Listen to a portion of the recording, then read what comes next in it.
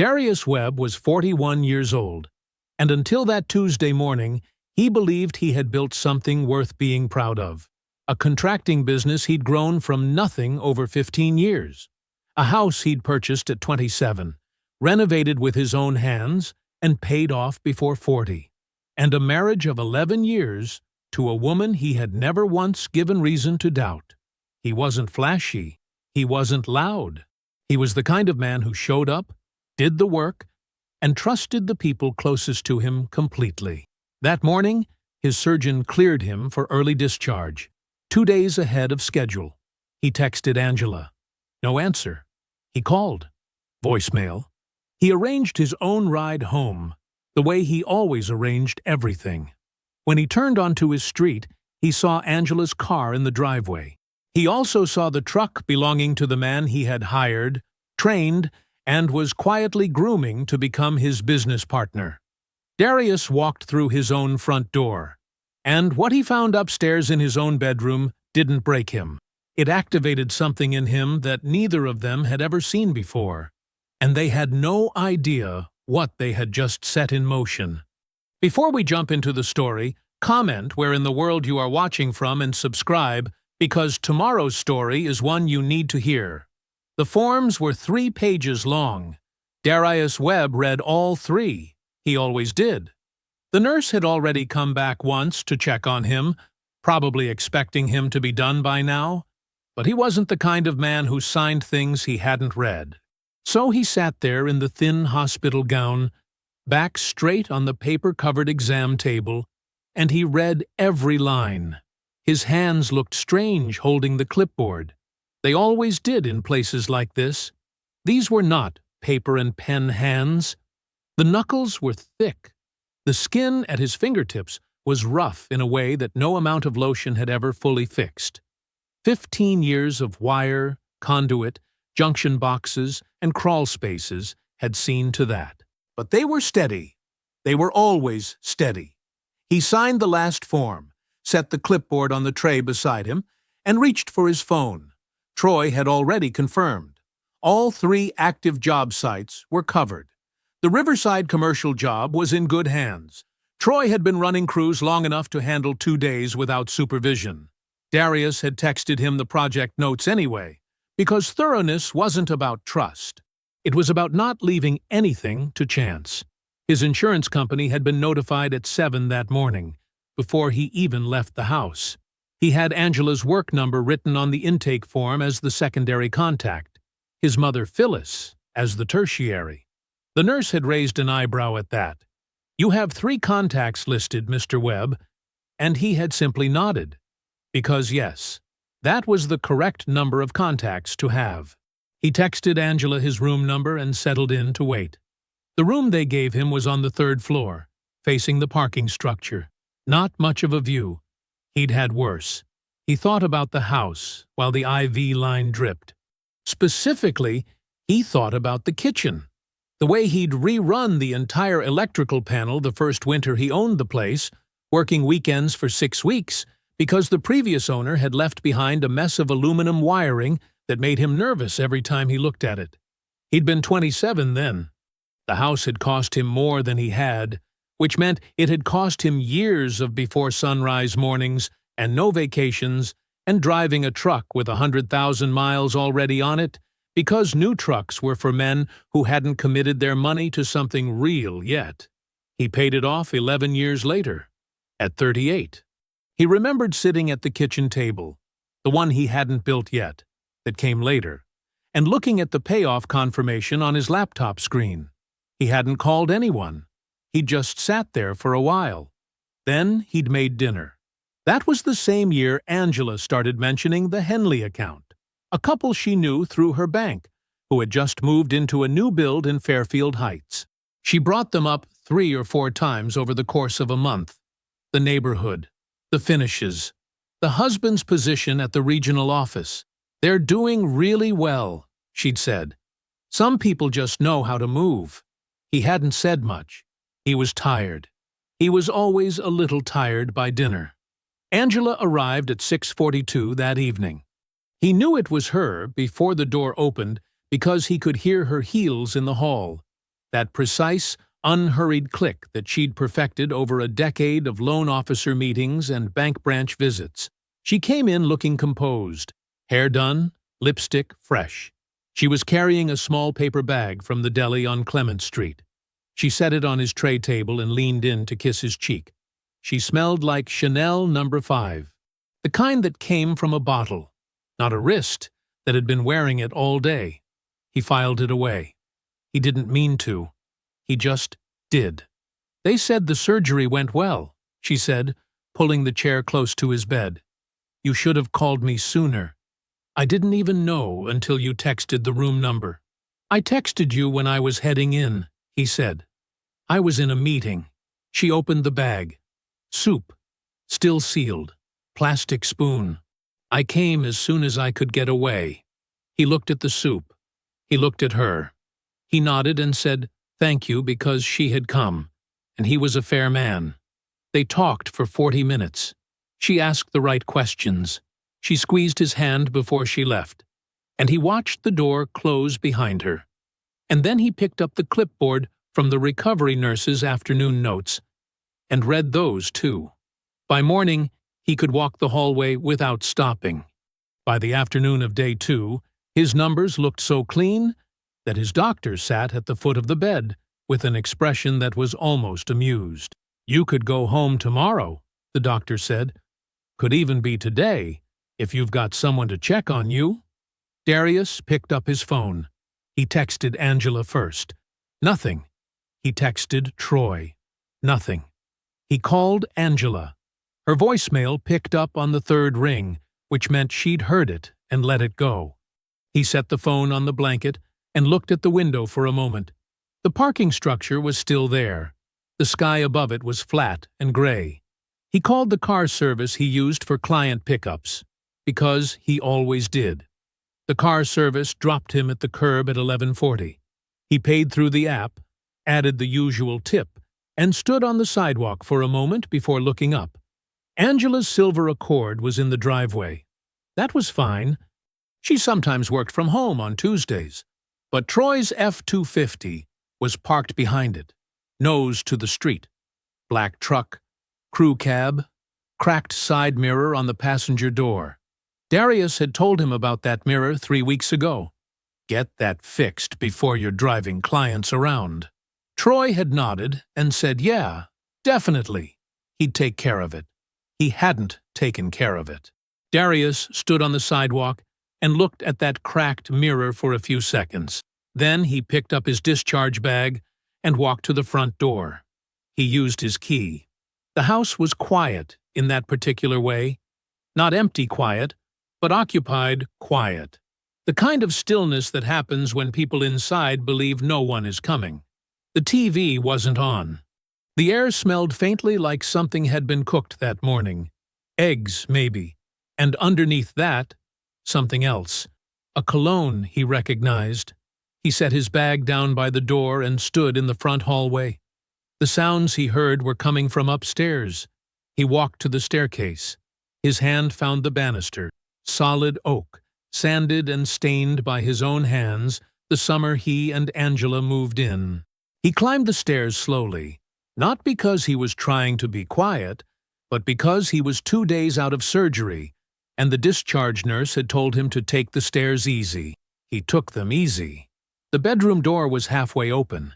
He pushed it the rest of the way. He stood in the doorway. He saw. Angela screamed. It came out sharp and short, like something cut off at the source. Troy scrambled upright, tangled in the sheets Darius had picked out himself from a linen store on Madison Avenue 2 Christmases ago. Gray. 200 thread count. Angela had said they were too plain. He had said they were good quality. Darius said nothing. He stood there for what felt like a long time. Long enough for Troy to get to the edge of the bed. Long enough for Angela to pull the sheet up to her chin. Long enough for both of them to understand that he had seen everything there was to see. Then he turned around. He walked back down the oak banister stairs, through the front hallway, and into the kitchen. He took a glass from the cabinet over the sink. The cabinet he had leveled and mounted himself on a Saturday morning 6 years ago while Angela was at brunch. He filled the glass from the tap. He pulled out the chair at the head of the kitchen table. He sat down. The table was solid walnut. He'd built it himself from reclaimed wood 3 months after the wedding. It had taken him 4 weekends. Angela had complained that it was too heavy to move when she wanted to rearrange the room. He had told her it wasn't meant to be moved. He put both hands around the glass and waited. They came downstairs together, which told him something. Angela was crying, not the loud, falling-apart kind, but the leaking kind. Mascara tracking slow lines down both cheeks, eyes red and swollen. She was wearing his old college sweatshirt. Troy was dressed, mostly. He had his shoes in his hand. His face was doing something complicated, trying to find an arrangement of features that wasn't humiliating and failing at every angle. They were both talking before they reached the kitchen doorway. Angela said it wasn't what it looked like, which was something people said when it was exactly what it looked like. Then she said it had only been a few times, which contradicted the first thing. Then she said she was so sorry. She was so sorry. She didn't know how to explain it. She had been feeling so alone. Troy said, "Darius, man, look," and then stopped, because there was no sentence in the English language that followed those words and landed anywhere useful. Darius listened to all of it. He sat with his hands around his glass and his back straight, and his face arranged the way it was arranged when he was reading a contract. Neutral, attentive, processing. When they stopped talking, he looked at Troy. "Troy," he said. His voice was even, not low and threatening, just even. "Have your tools off my job sites by tomorrow morning. Don't make me ask twice." Troy opened his mouth, closed it. Darius looked at Angela. He looked at her for a long moment, at the sweatshirt, at the mascara, at the kitchen she had never once cooked a full meal in. He looked at her the way a man looks at something he is memorizing so he can make a decision about it later. "I just had surgery 2 days ago," he said. He stood up. He picked up his discharge bag from the hallway where he'd left it, took his medication from the front pocket, and swallowed it dry at the bottom of the stairs. Then he went to the guest room, closed the door, and lay down on top of the covers in the afternoon light. He did not sleep. He stared at the ceiling. He was already thinking. Troy's truck was gone by 6 in the morning. Darius knew because he heard it leave. He'd been awake since 4, lying on top of the guest room covers, listening to the house. He heard the front door open and close, heard the engine turn over, heard the tires pull away from the curb. Then silence. He lay there another hour before he got up. Angela was in the kitchen when he came downstairs. She had made coffee, real coffee, not the pod kind she usually made for herself. She had set out a mug for him. She was standing by the counter with both hands wrapped around her own mug, wearing the same sweatshirt, hair pulled back, eyes puffy from a night of crying or not sleeping or both. She started talking before he reached the bottom of the stairs. She said she knew there was nothing she could say. Then she said quite a lot. That it had started slowly, that she hadn't meant for it to go where it went, that she had been trying to tell him for months that something was wrong between them, but he was always working, always tired, always somewhere else even when he was sitting right in front of her. She said his name twice in the middle of it, the way people do when they want to make sure you're still listening. He poured himself coffee and sat down at the walnut table. He was still listening. She cycled through again. Sorry, then defensive, then sorry again. The defensiveness was the more honest part. He could hear it. The quiet argument underneath everything she was saying. The one that went, "You drove me here." He let her make it. He didn't interrupt. He didn't agree. He didn't react. He just filed it away. Every excuse was a piece of information. Every justification told him something about how she had organized this inside her own head. He was building a picture, and she was handing him the pieces without knowing it. When she finally went quiet, she looked at him like she was waiting for him to collapse or explode, or do something that would let her know what came next. He said, "Thank you for the coffee." Then he picked up his phone and went to the guest room. He called Victor at 8:15. Victor Ossie had been his attorney for 9 years, and his friend for longer than that. He answered on the second ring, which meant he was already at his desk. "Darius, I need to talk." He told Victor what had happened. He kept it clean. No extra weight, no commentary. Just the facts in the order they occurred. The surgery, the early discharge, the 2 vehicles in the driveway. What he saw when he opened the bedroom door. What he said. What they said. Victor listened without interrupting. When Darius finished, there was a short pause. "You want out?" Victor said. "Or you want even?" Darius looked at the ceiling of the guest room. The same ceiling he'd repainted 3 summers ago. 2 coats of warm white, because the previous color had bothered him every time he looked at it. "I want to know everything I don't know yet," he said. "Then I'll decide." "All right," Victor said. "Don't touch anything in the house. Don't move money. Don't have any more conversations with her about the marriage. You talk to me first." "Understood. I'll start pulling paperwork this afternoon." Darius thanked him and hung up. He called his mother at 8:45.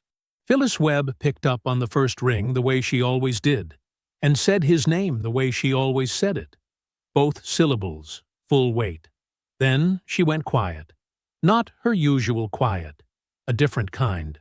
"Mama," he said, "how long did you know something was wrong?" The silence stretched. Then she said, "I saw that man's truck, in the neighborhood, twice, while you were at the sites." Her voice was careful, controlled in the way of someone holding something heavy. "I wasn't certain. I told myself I wasn't certain. But you thought it." "Yes. Just the one word, carrying all of it." "I understand," Darius said.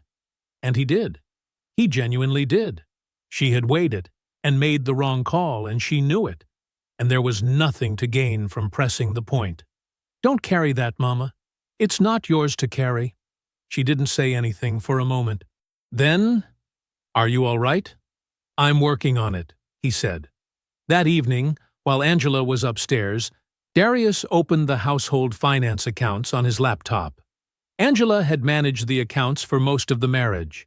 He had let her because she was a loan officer, and she was good with numbers, and because he had trusted her the way he trusted good wiring, completely, without checking it every day. He checked it now. It took him 40 minutes to find it. Small amounts. Transfers spaced out in irregular intervals. 200 here, 350 there, occasional jumps of 800. Moving steadily, quietly, over 14 months, from their joint savings into an account he had never seen before. An account with only her name on it. He ran the total 3 times. $22,400. He closed the laptop. He went to the kitchen and got the yellow legal pad he kept in the drawer by the refrigerator, the one he used for job notes and materials lists. He sat down at the walnut table, the one that wasn't meant to be moved, and he uncapped a pen. At the top of the first page, he wrote 3 lines. "What I know. What I need to know. What it's going to cost her." Victor's office was on the 4th floor of a brick building downtown, the kind of building that had been there long enough to feel permanent. The waiting area smelled like old wood and fresh coffee. The receptionist knew Darius by name. Victor was already standing when Darius walked in. They shook hands the way men do when the pleasantries don't cover what's actually in the room. Victor was tall, trimly built, with close-cut gray at his temples that had arrived early and stayed. He wore a charcoal suit and no tie. His desk was clean in the way that meant he'd already pulled everything out and organized it somewhere else. He looked at the legal pad under Darius's arm. "Sit down," he said. Darius laid the legal pad on the desk. Victor read it without picking it up, leaning forward slightly, eyes moving in clean lines down the page. He asked 2 questions. Darius answered both. Then Victor opened a folder he had prepared the night before and walked Darius through it. Webb Electric was structured as a single-member LLC, registered in Darius's name alone, with Darius listed as the sole owner and operator. There was no joint interest. Angela had never been added. The business had been formed 4 years before the marriage, and nothing in the intervening 11 years had altered that structure. "She has no claim on the business," Victor said. Flat, certain. Not the name, not the contracts, not the equipment, none of it. Darius nodded once. "The house," Victor continued, sliding a property record across the desk. "You purchased it in your name alone at 27. No co-borrower. No title transfer during the marriage. Pre-marital asset. She's going to argue she contributed to the upkeep. She can argue it. It won't change the title. It might change the conversation around liquid assets. But your attorney—" Victor paused and gave him a dry look. "Your attorney is already accounting for that." A small thing, but Darius almost smiled. Victor tapped the legal pad. "The joint savings account is the arena. Whatever's in it, whatever came out of it, that's where this gets contested." He sat back. $22,000 moved into a personal account over 14 months is not something a judge looks at favorably. That's not someone preparing for a rainy day. That's someone preparing to leave. "That's what it is," Darius said. "I know, and we can document it." Victor paused. "I also want to run a quiet look at Troy's recent financial activity. New accounts? New business registrations? Anything filed in the last 6 to 12 months. You think he's been doing side work. I think a man who was willing to do what he did in your bedroom was willing to do other things too." Victor's voice stayed even. "I have a contact. He's discreet. It'll take a few days." Darius looked at him. "Do it." He was at the Riverside job site by 10:30. Modified duty meant no lifting, no climbing, no work that pulled at the 2 small incisions still healing under his shirt. It meant paperwork, walkthroughs, standing conversations with his crew instead of working beside them. He hated it. He did it anyway. He told them Troy was no longer with the company. No explanation, no story. Just the fact, delivered the way he delivered all facts, quietly, without room for debate. He watched their faces. Marcus, his senior electrician, gave a single slow nod and went back to pulling wire. No surprise in it. Kevin, who had been with Webb Electric for 3 years, glanced up and then quickly away. The look of a man who had known something was coming and was relieved it wasn't about him. Danny, the youngest on the crew, looked genuinely confused, started to ask a question, and thought better of it. 2 faces out of 7 showed no reaction at all. Darius filed that away. He spent the rest of the morning reviewing the site schedule, checking the materials order against the invoice, and walking the space twice with a clipboard. The work steadied him. It always had. There was a logic to electrical systems that felt honest. Every wire had a purpose, every connection had a consequence, and nothing stayed hidden for long if you knew what to look for. He drove home at 4. Angela had cooked dinner. Actually, cooked it. Not reheated. Not delivered. The kitchen smelled like the chicken and rice she used to make in the early years of the marriage. She had set the table. She looked up when he walked in with something careful and hopeful in her expression. He said it smelled good. He washed his hands, ate, and said very little. Later that evening, Angela went into the bedroom and called her sister, Renee. She kept her voice low, but the house was quiet enough that Darius, sitting at the walnut table with his laptop open, could hear the shape of the conversation, if not every word. He didn't try to hear it. He didn't need to. He heard Angela say, "I think he just needs time." Heard her say, "He hasn't asked me to leave." Heard something that sounded like maybe we can still. Then a longer silence. Renee talking. Then Angela's voice, smaller. "You don't know him like I do." Renee's response came through the phone loud enough that Darius heard it clearly without meaning to. "Angie, don't be a fool. Angela didn't say anything for a moment. Then she said, quiet and certain, "It's not like that." She believed it completely. The report arrived on a Thursday. Victor sent it over in a sealed envelope by courier. No email. Darius picked it up at the office before his crew arrived. He sat in his truck in the parking lot with the engine off and read every page. It took 12 minutes. Troy Maddox had registered a limited liability company 4 months ago. He'd named it MTX Electrical Solutions. The registered address was a UPS store on Clement Avenue. The listed agent was a cousin, smart enough to obscure it, not smart enough to hide it completely. Victor's contact had pulled the new business filings, then cross-referenced them against commercial contract records that were, technically, public. What he found was laid out in clean columns with dates and dollar amounts. 3 commercial bids submitted under MTX Electrical Solutions. 2 of those bids were for jobs Darius had already quoted under Webb Electric. Troy had undercut both quotes by exactly 11%. Not a round number, not a guess. A deliberate calculation. The kind of number that comes from knowing the original bid. He knew the original bid because he had helped Darius prepare it. Darius turned to the 3rd page. 2 documented material discrepancies. In both cases, electrical supplies had been invoiced to Webb Electric's supplier account and then installed on MTX job sites. It wasn't a large amount, $1,200 total, spread across 2 orders over 6 weeks. Small enough to look like clerical error. Big enough, when documented, to look like exactly what it was. Darius sat with the papers in his lap and looked out through the windshield at the empty parking lot. 6 years. He had trained Troy himself. Taught him how to read a commercial electrical plan, how to manage a crew without losing their respect, how to talk to a client so the client trusted you. He had paid him better than anyone else in the industry would have. He had been, privately, thinking about a partnership conversation.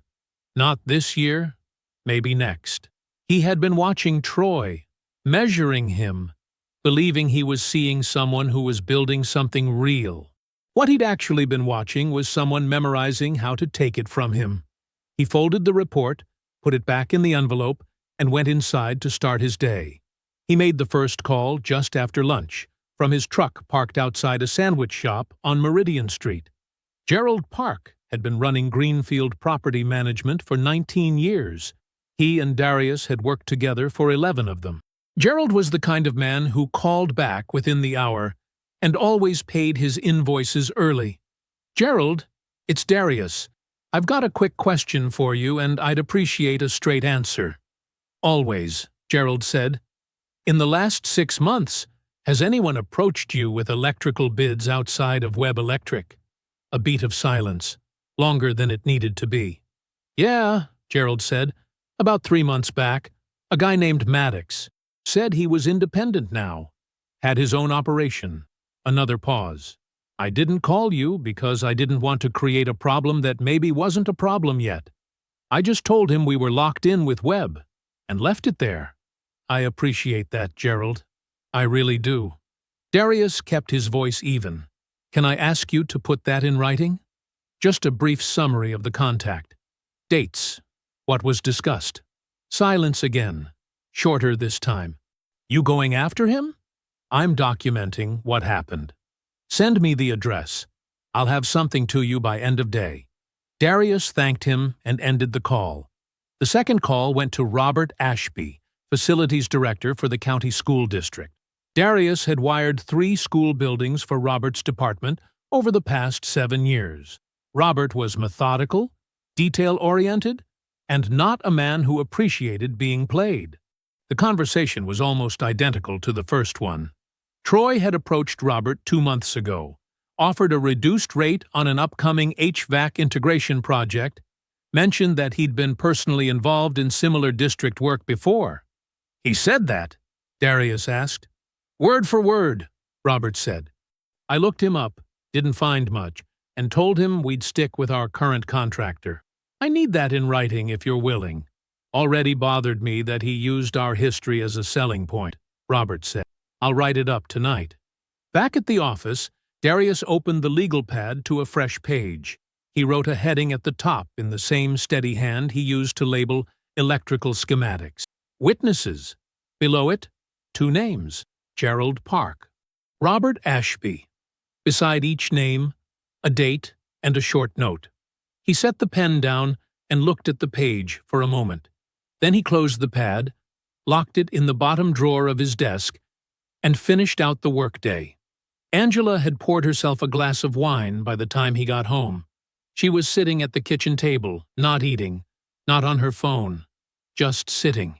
She had the look of someone who had been rehearsing something all afternoon. He put his bag down, got a glass of water, sat across from her. She started talking. He let her. She said she had been unhappy for a long time, that she felt like she was invisible inside the life they'd built, that he came home tired, ate, slept, and did it all again. And somewhere in those years she had just stopped mattering to him, that she knew what she did was wrong, that she wasn't trying to excuse it, that she just needed him to understand that she hadn't meant to hurt him. The words came out carefully, the way words do when they've been arranged ahead of time. Darius listened to all of it. He didn't nod or shake his head. He didn't interrupt. When she finished, the kitchen was quiet. "Angela," he said. His voice was low and steady. "Tell me the truth about the savings account." The color left her face in a single, visible moment. She opened her mouth. Nothing came out. Darius held her gaze and waited. She stood up, took her wineglass, and walked out of the kitchen. The conversation was over. The call came in at 8:14 on a Friday morning. Darius was at his desk going over a materials invoice when his office line rang. He didn't recognize the number, but the area code was local. He picked up. "Webb Electric. This is Darius." A pause. Then a woman's voice, careful and controlled. "Mr. Webb, my name is Brenda Maddox. I'm—" A brief stop. "Troy's wife." Darius set the invoice down.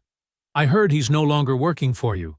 He told me it was a mutual decision, a parting of ways." She let that sit for a second. "I don't believe him." "I appreciate you calling," Darius said. "Can we meet?" Somewhere brief. They met that same afternoon at a coffee shop on Harwell Avenue, halfway between their respective sides of town. Brenda Maddox was a compact woman with careful eyes and the kind of stillness that comes from spending several days trying very hard not to fall apart. She had dressed neatly. She held her coffee cup with both hands. Darius sat across from her and got straight to it. "Troy was terminated for conduct violations," he said. "That's the official reason, and it's accurate." "What kind of conduct?" "I'm not in a position to go into specifics right now." She looked at him for a long moment. Her jaw was tight. "Was it just professional?" Darius held her gaze. He didn't answer the question. He didn't have to. Something moved across her face. Not surprise. Recognition. "Okay," she said quietly. She looked down at the table, then back up. "Okay." Darius slid a plain business card across the table. "Just his name and the office number. If you find anything you think I should know about," he said, "you can reach me there." She picked up the card, looked at it, put it in her jacket pocket. They finished their coffees. They shook hands at the door. The whole meeting had taken 19 minutes. 4 days later, an envelope arrived at the Webb Electric office. No return address. Inside were photographs, printed on plain paper, clear enough to read. Hotel receipts. 3 of them, spanning 8 months. All the same mid-range chain off Interstate 40. The name on each one was Troy Maddox. The dates of 2 of them lined up with evenings Darius could now place precisely. Nights Angela had mentioned working late. Behind the receipts were screenshots of credit card charges. Restaurant tabs for 2 on nights Troy had told Brenda he was pulling overtime. A jewelry purchase in February that Brenda had never seen any evidence of. The last item was a photograph of a cell phone. Small, prepaid, the kind sold in a plastic package at a drugstore. Brenda had written on the back of the photo in neat handwriting, found in his work bag, wiped clean. But I have the records from the packaging receipt. No note, no explanation, no ask. She didn't need to explain. She was doing what Darius was doing, documenting, building, protecting herself the only way a careful person knows how, by making sure the truth existed somewhere it couldn't be erased. Darius called Victor that afternoon. Victor had been working on both documents for over a week by then. He walked Darius through them at the office on a Tuesday evening after his paralegal had gone home. The first was the divorce filing. 31 pages. It named the $22,000 account as marital asset dissipation, supported by 14 months of transaction records. It detailed the date of discovery of the affair. It listed the property holdings clearly: the house in Darius's name, the business untouched. Victor had attached Brenda's hotel receipt photographs as supplementary documentation. "She's going to come out of this with her car and her clothes," Victor said. His voice wasn't unkind, it was just accurate.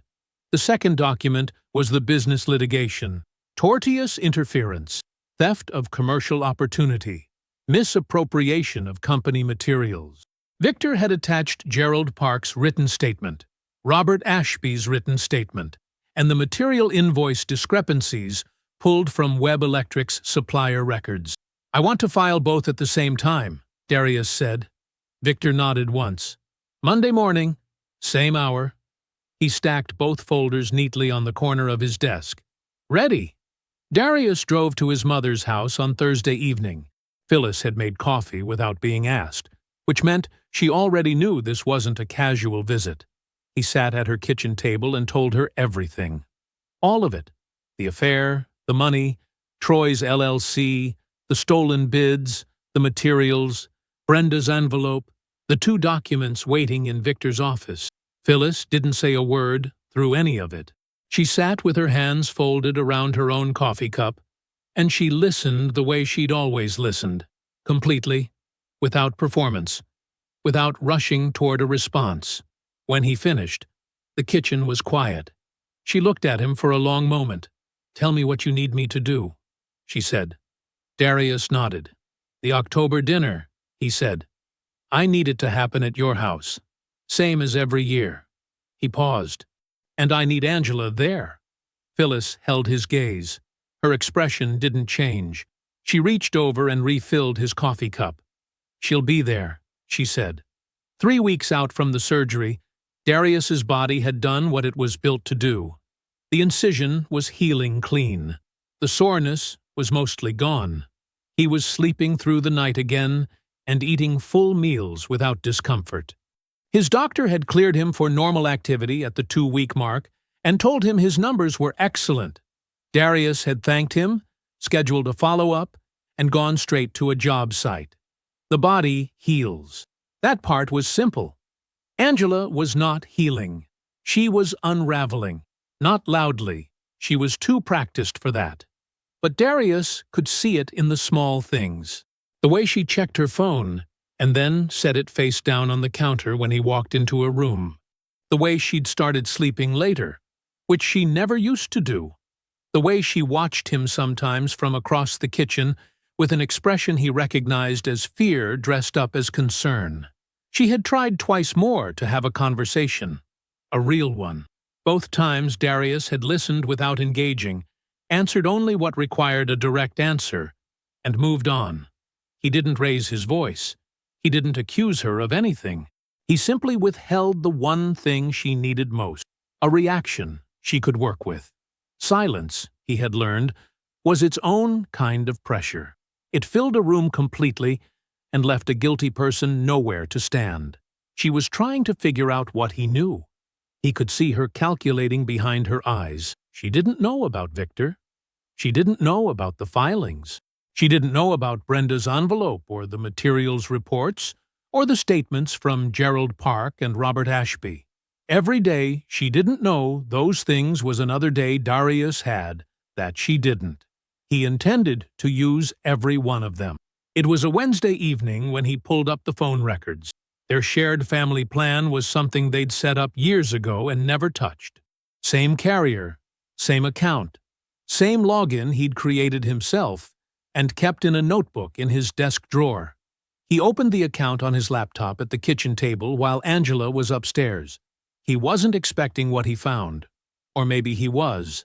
Maybe some part of him already knew and just needed the data to confirm it. The call history went back 18 months in the system. He didn't need all of it. He only needed to find the start. He scrolled back to 14 months ago, and there it was, clean and unmistakable. The way truth always is once you stop looking away from it. Troy's number appearing in Angela's outgoing calls twice, 3 times a week, then daily, then multiple times a day, with the calls getting longer as the weeks went on. He cross-referenced the dates against the bank transaction records he'd already printed and kept in a folder in his desk. First withdrawal, 14 months ago. Third week of the month. First cluster of daily calls to Troy, 14 months ago. Second week of the same month. He sat with that for a long moment. The refrigerator hummed. Somewhere upstairs, a floorboard creaked. Angela hadn't drifted into this. There was no drift, no gradual slide, no moment of weakness that snowballed into something she didn't plan. She had made a decision, a clear, deliberate decision, and then she had gone to work. She had started pulling money out of their shared life while she was still fully inside it, still sleeping in their bed, still bringing him store-bought soup at the hospital, still squeezing his hand, and asking the nurses how long his recovery would take. He thought about that night in the hospital, the soup, the perfume, the hand squeeze. He closed the laptop. The last trace of ambiguity, the small, stubborn part of him that had wanted to believe in accident, in weakness, in ordinary human failure, went quiet and did not come back. He called Victor from his truck at 7:42 that evening. "Move everything to ready," he said. "The family dinner is 10 days away." Victor didn't ask for an explanation. He'd been expecting the call. "Both filings are packaged and ready for simultaneous service," he said. "Monday morning, same hour. I'll coordinate the process server for Troy's address." "Good," Darius said.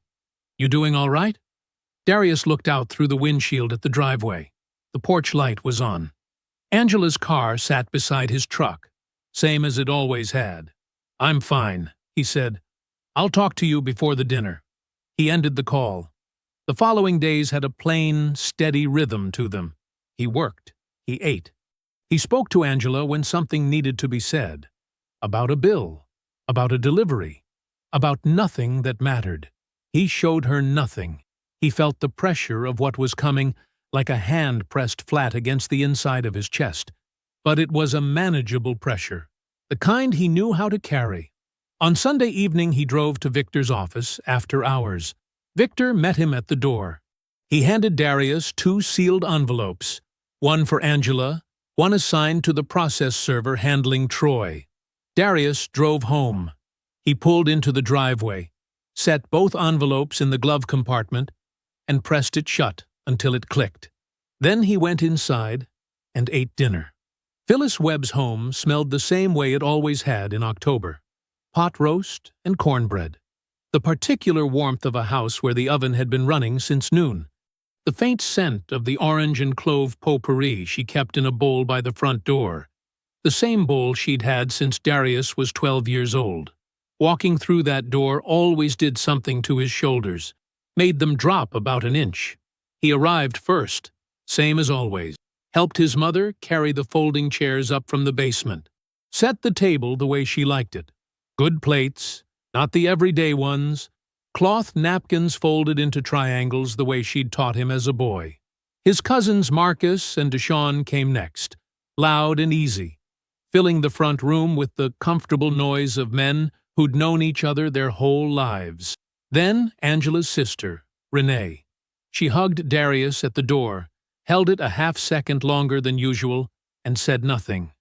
Angela arrived 20 minutes later. She was composed. That was the word for it.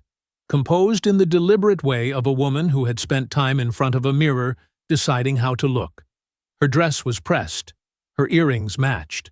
She brought a sweet potato pie she'd made from scratch, which she set on the counter and announced with a small, careful smile.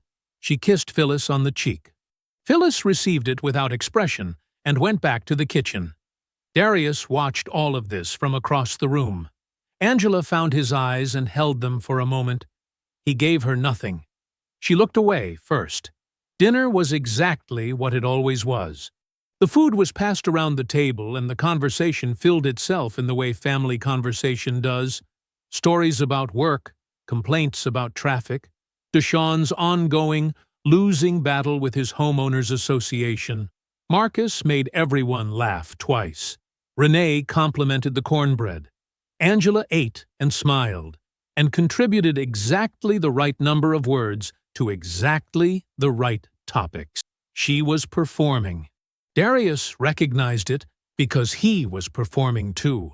The difference was that he knew what came after. Phyllis refilled glasses without being asked and said little. She sat at the head of her table in the way she always did, upright, present, watching more than she talked. Her eyes moved around the room with the quiet attention of a woman who had been reading people for 67 years and had gotten very good at it. Darius ate his pot roast. He complimented his mother's gravy. He answered Marcus's question about the Riverside project with the patience he always brought to explaining his work. He was not in a hurry. He had not been in a hurry for weeks, when the plates were mostly clear and the table had settled into the comfortable slow down of people who had eaten well. Darius set his fork down and placed both hands flat on the tablecloth. "I need a few minutes," he said. "I want to say something to everybody here." The conversation stopped. The shift in the room was immediate. Not alarmed, but attentive. This was not how Darius usually talked. He was a man of few words in social settings, and when he asked for the floor, people gave it to him. He did not stand long before he spoke. "3 weeks ago I came home from the hospital early," he said. "My discharge was quicker than expected. I texted Angela that morning to let her know. She didn't respond." His voice was level. No drama in it. He spoke the way he'd speak on a job site explaining a problem in the electrical plan. Clearly, with the facts in order. "When I got home, Troy Maddox's truck was in my driveway. I went inside and I found them together. In my bedroom." The table went still. Renee set her fork down on her plate with a soft, precise click. "After that, I started looking at things I hadn't looked at before." Darius kept his eyes moving, not avoiding anyone, not targeting anyone, just speaking to the room. "Angela managed our household accounts. I trusted that. Over the past 14 months, $22,000 was moved out of our joint savings in small amounts into a personal account that didn't have my name on it." Angela's chin lifted slightly. Her mouth opened. Darius continued. "I pulled our phone records. Troy and Angela's calls started 14 months ago. The same month the first withdrawal happened. Not close to the same time. The same month. Same weeks." He paused for exactly 1 beat. "That wasn't an accident. That was a plan." He looked at Angela then, directly and without heat. "Troy also spent the last 4 months registering a competing business and using client relationships I'd built to go after my commercial contracts. 2 of my longtime clients confirmed it. I have their statements." Angela said, "Darius," and her voice came out thinner than she intended. "I'm almost done," he said, quietly and without unkindness. He reached beside his chair and brought up a manila folder. He set it on the table in the open space between the plates. "Victor is serving you Monday morning," he said. "I wanted you to hear it from me first." He sat back down. He poured himself sweet tea from the pitcher by his elbow.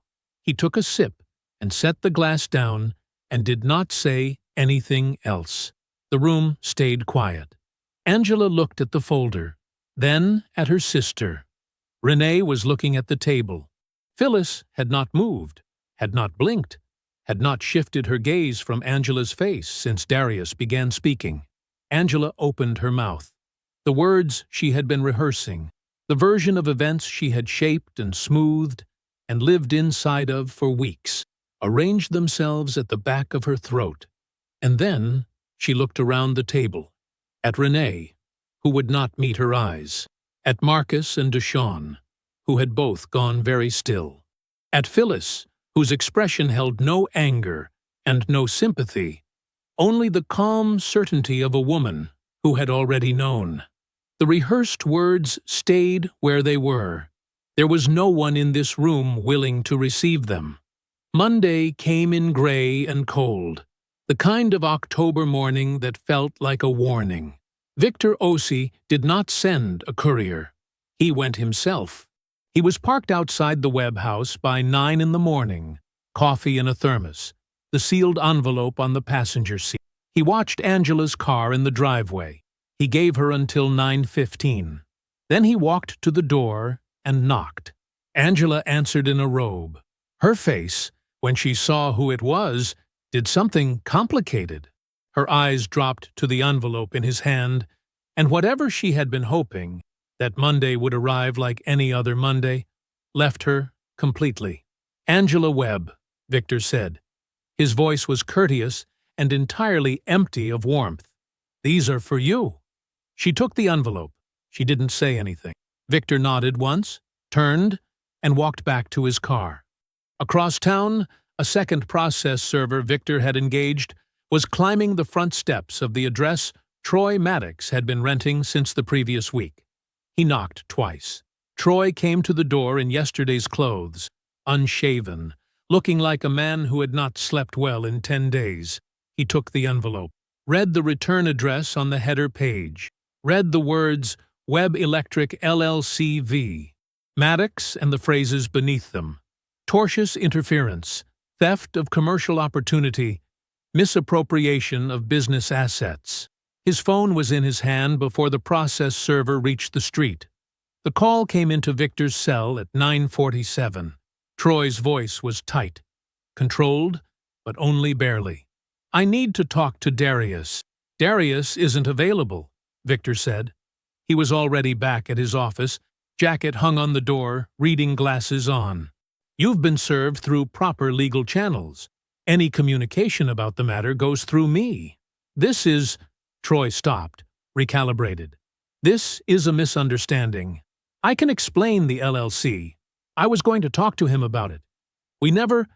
There was never a formal agreement that said I couldn't. Mr. Maddox. Victor's voice didn't rise. It just became more precise, the way a scalpel is more precise than a knife. I have signed statements from 2 of your former contacts confirming that you solicited their business while employed by Webb Electric, using professional relationships Mr. Webb built and introduced you to. I have invoice records showing materials billed to Webb Electric accounts that were used on jobs contracted under your LLC. Those aren't misunderstandings. Those are exhibits. A brief pause. My advice to you, and I'm offering it once, as a courtesy, is to retain counsel before we speak again. The line went quiet for a moment. He set me up, Troy said. It came out almost like he believed it. He documented you, Victor said. There's a difference. He ended the call. Angela called Renee at 10 o'clock. Renee picked up on the 3rd ring. He had Victor serve me this morning. Angela's voice was held together, but just barely, like a seam about to split. At my own front door, in my robe. I know, Renee said. I need... Angela stopped, started again. I don't even know what I need. Can you come over? There was a pause on the line. Not a long one, but long enough to be felt. Angie! Renee's voice was steady and honest in the way of someone who loves you enough to refuse to lie to you. I sat at that table on Saturday, and I listened to everything he said. The money, the timeline, all of it. Another pause. I'm not going to tell you he's wrong. I'm not asking you to. You're asking me to come over and make you feel better about this. And I love you. You know I love you, but I can't do that. Renee exhaled slowly. You made your choices, Angie. Now you live in them. The line stayed open. Neither of them spoke for a moment. "I'll check on you Thursday," Renee said. "I mean that." The call ended. Angela stood in the kitchen of the house she had been living in like a guest for 3 weeks. The envelope was on the counter. The sweet potato pie she had brought to Phyllis's, the gesture she had been so careful about, sat half-eaten on the shelf above it. She did not call anyone else. On Wednesday, Brenda Maddox filed for divorce. She had retained her own attorney the previous week. The filing was clean and thoroughly documented. Hotel receipts, credit card statements, photographs of the second phone, call logs pulled from a shared plan she'd had the presence of mind to screenshot before Troy could think to modify anything. She had not needed Darius to tell her how. She was a detail-oriented woman who had been suspecting the worst for months, quietly and without saying so to anyone. When the confirmation came, she had simply gotten to work. Troy received her filing on Thursday morning. He was already carrying the divorce papers from Angela's side of the building. He was already carrying Victor's litigation. He had no income, terminated from Webb Electric, with a side LLC that had no real clients left, no real contracts, and no real foundation beyond the name and relationships of the man he had spent 6 years pretending to respect. He sat at his kitchen table that Thursday afternoon and spread the papers out in front of him. 3 separate things, 3 separate directions, all arriving at the same time. He thought about Darius, standing at the hospital, texting from a recovery room. Always the first one to a job site, always the last one to raise his voice. He had read that quietness as weakness for 6 years. He had been wrong about every single thing. The judge signed the final settlement order on a Tuesday in February, 4 months after the dinner at Phyllis's house. Darius wasn't in the courtroom when it happened. Victor called him while he was pulling wire on a commercial job in the east quarter of town. Darius listened, said, "All right," thanked Victor, put his phone back in his chest pocket, and finished the run. The settlement itself was what the evidence demanded. Angela's $22,000 withdrawal had been documented down to the last transfer. Dates, amounts, the account number she had thought was invisible. The court classified it as marital asset dissipation. That word, dissipation, was a legal term, but it fit in other ways too. 14 months of small, careful moves that dissolved something real into something she could carry away. The classification cost her substantially in the final division. What remained of the joint assets was split accordingly. She kept her car, her personal belongings, and a number that was considerably smaller than what she had planned for when she opened that private account. The house went to Darius. So did the business. Neither had ever truly been in question. The legal structure Darius had built over 15 years turned out to be as solid as everything else he'd built. Victor had told him that at the very first meeting. He'd been right. Troy's reckoning came in pieces, and each piece was quieter and worse than the one before it.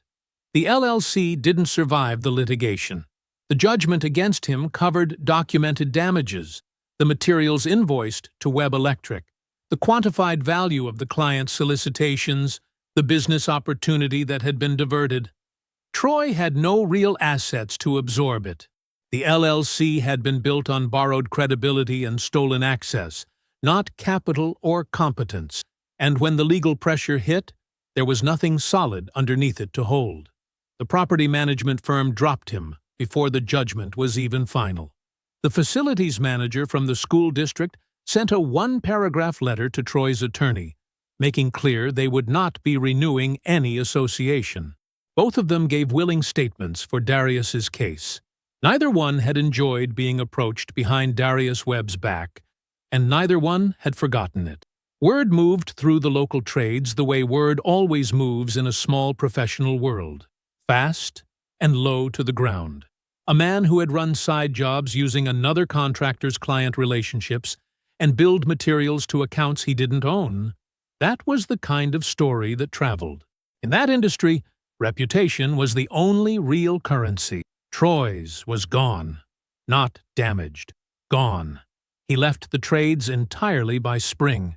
Darius heard this secondhand from a supplier who mentioned it without drama, the way you mention weather.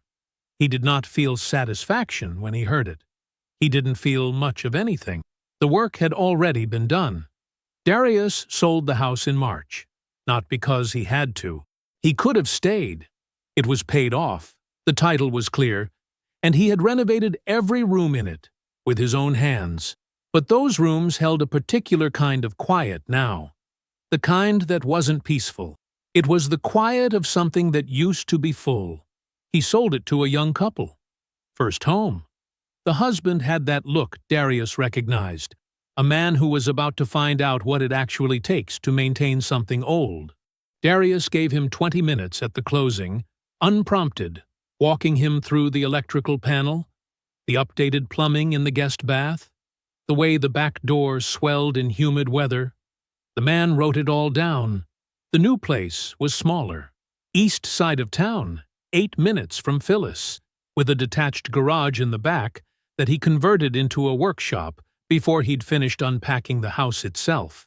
He put in proper lighting first, then ventilation, then a workbench along the full back wall, level to within 1/8 of an inch. He built furniture on weekends, a side table first, then a set of shelves, then a dining table in white oak that took him 6 weeks and came out exactly right. Petra Gaines started as foreman in January, and she had come with references from 2 contractors in adjacent counties, both of whom had called Darius back unprompted to say she was the kind of person who made a crew better just by showing up on time. She had no agenda beyond doing the work correctly. She asked good questions in the first week and fewer questions after that, because she paid attention. By April, Webb Electric had signed 3 new commercial contracts, including one that Troy had attempted to poach 8 months earlier. The client had called Darius directly to initiate it. Revenue by the end of the second quarter was the highest the company had ever posted. Darius reviewed the numbers on a Thursday afternoon, alone in the office, the way he always did. He didn't say anything to anyone. He closed the folder and went back to the estimate he'd been working on. Phyllis came for dinner on Sundays. She brought food she didn't need to bring. His refrigerator was never empty, but she brought it anyway, because that was how she said things she didn't put into words. They ate. They talked about the crew, about the neighborhood, about a documentary she'd watched and found irritating. They did not talk about Angela. They did not talk about Troy. There was nothing left to say about either of them. He was seeing someone. A woman named Claire, who taught high school chemistry and had strong opinions about coffee and very little patience for pretense. It was early. Neither of them was in a hurry. They had dinner on Friday nights and sometimes took long drives without a destination and talked the way people talk when they're not trying to impress each other anymore. On a Saturday in late April, Darius was in the workshop past 9 at night, sanding a tabletop in long, even strokes. White oak again. A commission this time. Phyllis had mentioned the table to a neighbor without meaning to, and the neighbor had asked, and Darius had quoted a fair price and a 6-week lead time. The belt sander was loud enough that he felt his phone buzz before he heard it. He switched the machine off. A text from Gerald Fitch, a facilities director he'd worked with for a decade. Got a referral for you. Big commercial project. New hospital wing. East Campus. They want to talk to someone they can trust. Gave them your name. You interested? Darius read it once. He set the phone face down on the corner of the workbench. He picked up the sandpaper. He kept working. He wasn't in a hurry. He had built everything once. He would build it better this time. I hope you enjoyed that one. Be sure to like the video and subscribe so you don't miss the next story. I've picked out 2 more for you that I think you'll really like.